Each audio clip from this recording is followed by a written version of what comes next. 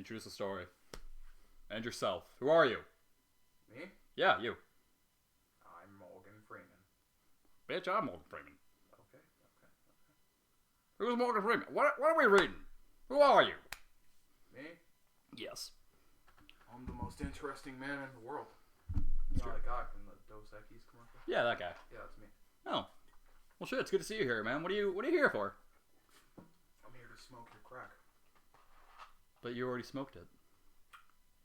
No, I'm just that one guy that in that one school that we go to. Oh, yeah. Didn't you read Patty Cakes with me? Don't you remember that? You busted down my door impersonating the cops. That's a dark moment in history I don't like to remember. And then I said, give me back my fucking money. Yeah. If you haven't watched that, go watch that. So, person whose name just so happens to be Evander because we've mentioned it before. What are we reading? We've mentioned it before. Yeah. What are we reading today? Yeah, but the internet isn't good at Or remembering things. this morning. What are we reading this morning? This morning. It's 1 morning. I Yeah. don't remember what it's called. What was it, like Happiness Never Comes or something? When happy never comes. Yeah, that one. And why are we reading this story? Because I want to get my depression on. You want to tell the audience why? Because I thought about the boy in the striped pants. It's a dark time for us. So we're reading this to keep our mind off it, but in hindsight, probably better already common stories, but we've already kind of decided upon this, so That's right. Comedy is for noobs. Scrubs. I am both a noob and a scrub. I guess comedy is for you. Alright, so Are you we're a fucking comedian? reading When Happy Never Comes. It is written by Pastel Punny. You can find it on FinFiction. I read this story before. This is one of the few stories that actually made me cry. You ready? Alright, use Pokemon Bank. Are you fucking ready or not? Yeah, I'm listening. I just need to do this. Gotta Okay. Put my shit in bank. Diamond Tiara stared silently at the shattered pieces of her sparkling silver namesake. She gently ran a hoof over the broken bits of her tiara, a gift given to her by her grandmare just before she died, her most treasured possession. Gone. I thought you wanted something to drink. I have something right here. Oh, never mind. Broken by her own hoof in a moment of all-consuming rage and pain. She sniffled quietly, reveling in her self-pity. With a yelp of pain, she quickly removed her hoof as one of the sharp pieces poked her skin. What a fool she was. Destroying her own tiara? She'd just thrown against the wall like a little filly. Perhaps her mother could fix it? The door creaked open. She glanced up, blinking past the tears, to see her mother gently peeking her head through the doorway. The mayor's gaze flickered over the broken headpiece, but she did not mention it. Instead, she levitated out a package to her daughter. Golden Platter stopped by. Silence. She found this in Silver's room. It's addressed to you. She's assuming she would have wanted you to have it. Diamond Tiara nodded mutely and reached out for the package.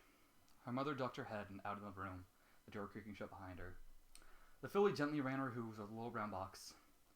Attached to the top was a note, the paper the light silver of her friend's stationery. She carefully unfolded the piece of paper and began to read. Dear Diamond Tiara, you should know I haven't been happy for a long time. Oh. Then again, I suppose it's pretty clear, given that if you are in fact reading this, then I have succeeded in what I intend to do. Oh.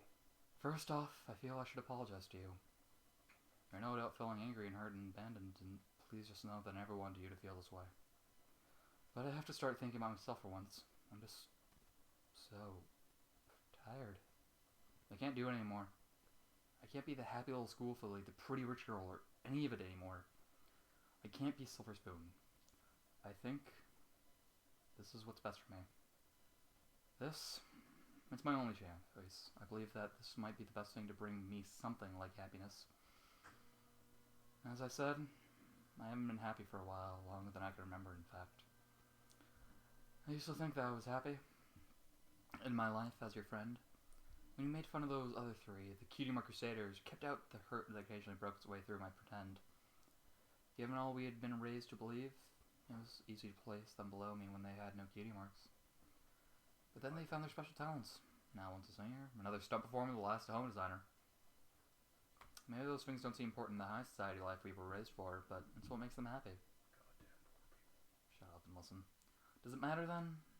If we had our cutie marks before them, they found their talent in things that they love. They're happy. Oh, Tiara, we pretended to be so much better than them. In truth, they are so much more than you or I will ever be. God fucking damn it! What? That just try to keep the noise to a minimum. I wasn't trying to make noise. I was just trying to grab these Just eggs. fucking listen. You're the one who wants this fucking story, and I'm I'm trying to listen. I just want to eat, man. I want to enjoy a delectable snack while I listen to the most depressing thing I've ever heard all day. I'm fucking crying. I have tears in my eyes, and I'm trying to read this. Damn it! I'm not trying to interrupt you. Just let me. I'm just getting back to You it. started this interruption. I mean, continue, pray tell. In truth, they are so much more than you or I will ever be. Tiara, I don't even know what my special talent is anymore. It seems like my cutie mark was always there. My life was chosen out to be that of a wealthy but miserable pony. I have no special talent. I can't remember when it was or what I was doing when I earned my cutie mark. I'm trapped as Silver Spoon, heir to several million and a life full of what could have been. I'm not special. And I'm not happy.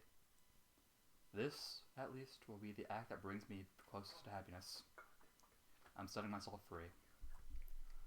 I want you to have something of mine. It's very special to me. Reminds me of a better time.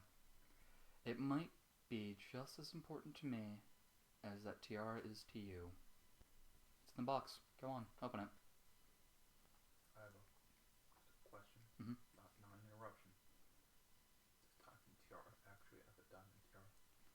I'm like actually being completely serious. I don't know anything about these things. Yeah, that's fair. This is actually a really good clarification to make. A lot of people debate it, like, in the show, it's never really said if it is made out of diamond, because she does wear a tiara constantly. It's never really confirmed or not if it's actual diamond, because, but plenty of fans have, like, said, it's like, oh, it's just, like, plastic jewelry that she just kind of wears as a namesake, or, oh, it's actually a real thing, like, in the story, so. Go on. Yeah. But you see the point, it's fair. Point isn't important. Diamond Tiara tossed aside the note and pulled the lid of the little box. Sitting inside was a faded old doll. She carefully pulled it out and felt tears prick her eyes. It was the doll she had made Silver Spoon for her 5th birthday, during a phase when Tiara had been convinced her destiny was to sew. It had her pale pink coat with Silver's light grey mane, made from yarn, with little purple buttons for eyes and a silvery heart for a cutie mark. Silver had named it Miss Muffy. Grabbing the doll, she turned back to the note quickly. Do you remember her, Tiara? Do you remember back when we were young and innocent? You were convinced your special talent was going to be in sewing, and you made me this as a sign of our friendship on my birthday. Of all things I have received over the years, all the expensive presents and treats, this is my favorite gift because it came from the heart. Take care of her for me, Tiara. Please? I guess that's it then. The time is closing in on me. I can't wait. I'm going to be free. Please forgive me, Diamond Tiara. And maybe it's too late for me to be happy, but maybe, just maybe, you can still be happy. Happy enough for both of us. Love, Silver Spoon. Diamond Tiara released the note, watching it float to the ground. Gently, she scooped up Miss Muffy and hugged her tightly to her chest. Leaning against the wall, she held the doll close and sniffled as tears began to drift down her cheeks. Each word from the letter pounded through her head, accompanied by the images etched in her brain of the little gray filly, asleep in her bed, never to wake. At last, Diamond Tiara released her pain. She cried until she had no tears left. Oh, Spoon, she whispered. That's it. That's it? Mm-hmm. You look really sad. That story makes me genuinely cry.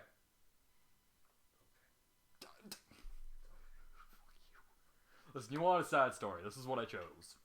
Sorry, I can't be sad when I'm eating candy. That's the problem. It was quite depressing. Very gut-wrenching, actually. This is a story that has actually made me cry and still makes me cry. No, like, completely. No, like, that was actually... Like, you can confirm I'm actually crying right now. Goddamn waterfall. Shut up. Be serious about this. Oh, I've seen people cry. I'm trying to make you happier. My happiness has had a long time. I haven't... Oh, see, look, you're making yourself happy. I won. When happy never comes, Evander. Damn. That happiness really did not come. That was When Happy Never Comes. Again, this was written by a Miss Pastel Pony. You can find her on fanfiction. This is personally one of, actually, my favorite stories. And, yeah, I don't have much to say. Amanda, what'd you think? 9 out of 10. 9 out of 10? Yeah. Well, given for somebody that doesn't even watch the show. Yeah. Pretty good. I feel like if it makes someone cry, then they push the envelope a little too much. Dude, if they make... That's just me. Dude, if they make me cry and I'm a heartless bastard, well, I can be. I've seen the things on here. Dude, you've seen me be a heartless bastard. I've seen the Lols folder. You're a heartless bastard. That's pretty much it. They don't know about my Lols folder. They don't need to know. FBI doesn't need to know either. NSA probably knows already, so it doesn't really matter. NSA probably doesn't give a fuck. Exactly. The Lols folder is a story for another time. For now, this has been Sean and Evander. Evander, any last words before I press stop? West Side. Yo. Extravagant. Toodles.